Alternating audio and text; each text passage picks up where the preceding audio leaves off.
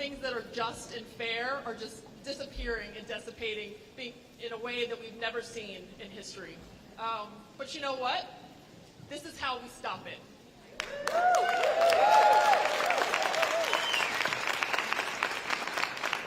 By elevating your voices to save reproductive health care and the issues that we care about, this is how we win and take it back. This is how we get things done and hold the line. And we're going to expect our leaders to do the same, and we know they will, but we need to be speaking to them, and they need to hear our voices loudly and often.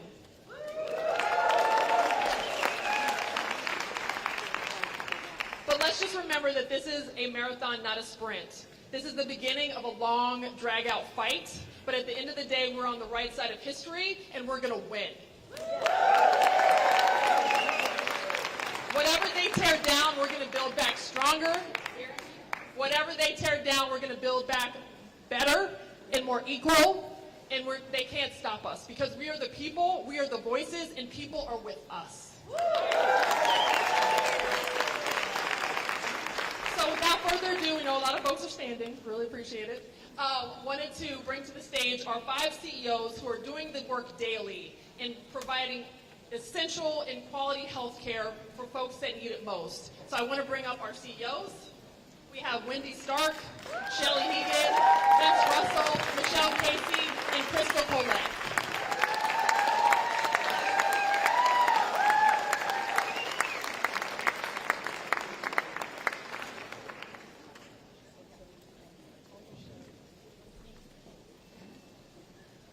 Hi, I'm Shelley Hegan. I'm President and CEO at Upper Hudson Planned Parenthood. We have health centers in Albany, Troy, and Hudson. We're teeny and incredibly proud. And I love what you said, Robin, but the reality is we run these organizations, but we have amazing staff that does the work every day, opening the doors, taking care of our patients, going into schools and community centers and providing sex education every day. I have the sort of sad honor of taking a minute for us all to think about Cecile Richards, who we lost at the beginning of the year. I started my career at Upper Hudson on the same day that Cecile started her career at PTFA. And I remember going in and being nervous about my new job, and the Vanity Fair article had just come out. She was on the cover of Vanity Fair and with a desk full of babies. And it was a real turning point in our movement where we came out loudly and proudly saying, we're here for choices in parenting, we're here for abortion, we're here for patients who need our care no matter what, no matter where, and no matter how.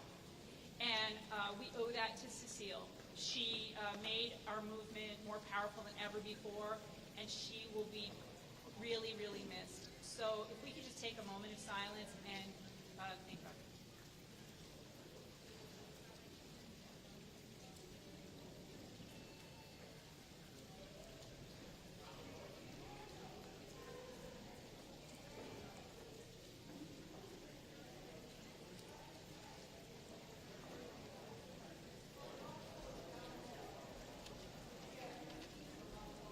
Thank you so much. I'm going to bring to the stage now Michelle Casey. Can you all hear back there? Okay, we're going to keep talking loud so you all can hear. Thank you.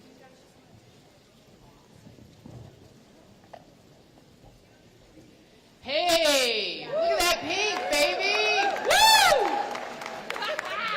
It's amazing.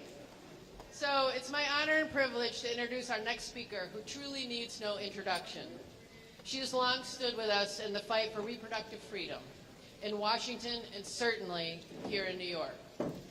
A proud Western New Yorker, Governor Hochul continues to center the importance of New York being a beacon of access.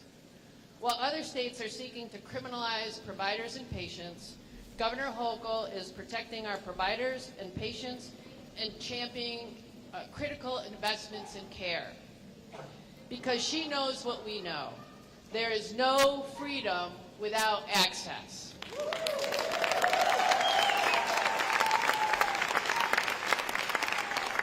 Governor, thank you for being with us here with us today and for your deep commitment to protecting and advancing access to sexual and reproductive health care for all. And as a fellow Western New Yorker, I just need to add, go Bills.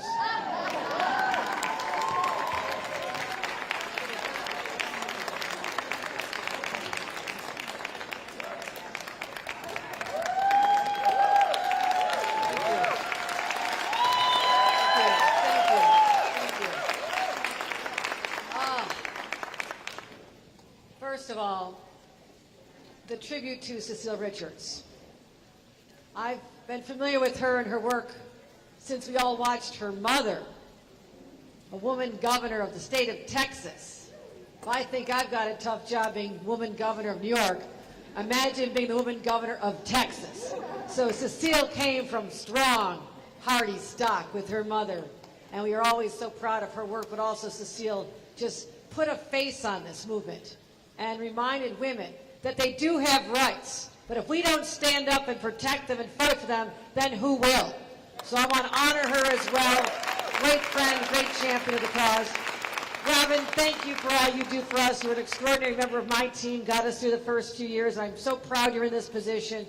And Michelle and all the leaders from our regions, and also our Majority Leader Andres, your cousin, you'll be hearing from her momentarily. I want to thank you for being the lioness, the leader of this effort to help us make sure you will know where our rights are, and all the members of the legislature are here today. You know, we're just a few days from the start of Women's History Month, assuming Elon Musk doesn't take it off our calendar.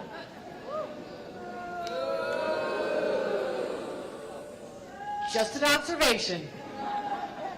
But when you think about women's history, you can't but think of the struggles of those who came before us.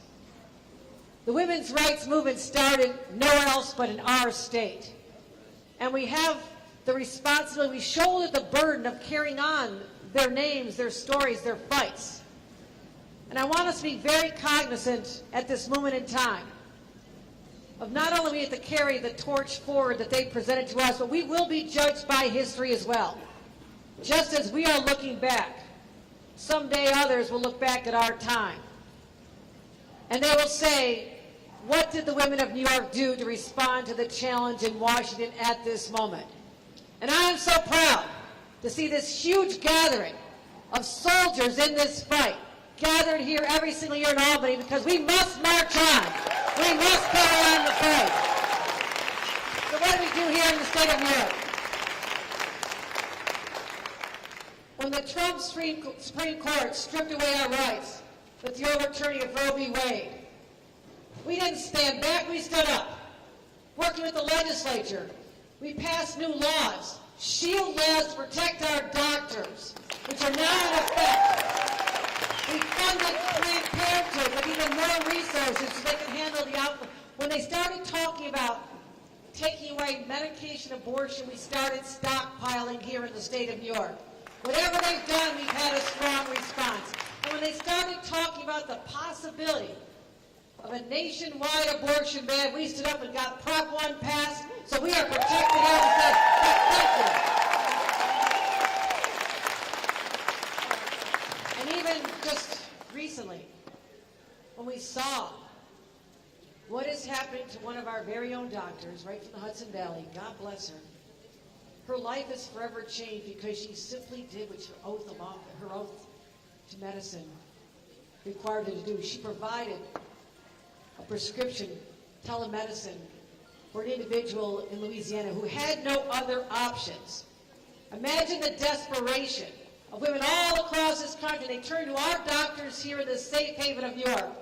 And then in return, I get served with papers to extradite this individual, this great doctor, to the state of Louisiana?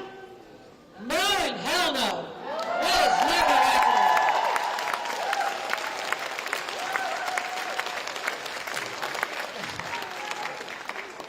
So, we are in New York. We're in a far better place than our sisters across America.